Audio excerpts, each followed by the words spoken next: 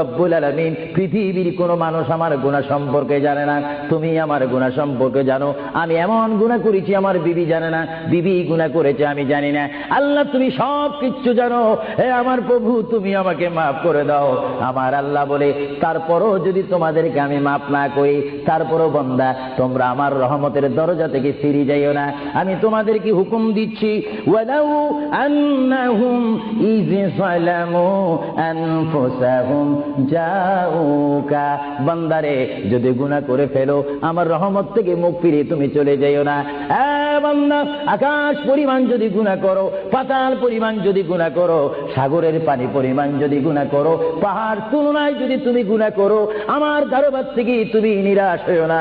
বান্দা আমি তোমাকে একটি রাস্তা বাতাই দিচ্ছি, একটি পথ তোমাকে আমি দেখাই দিচ্ছি। সেই পথটি কোন পথ তোমরা জানো?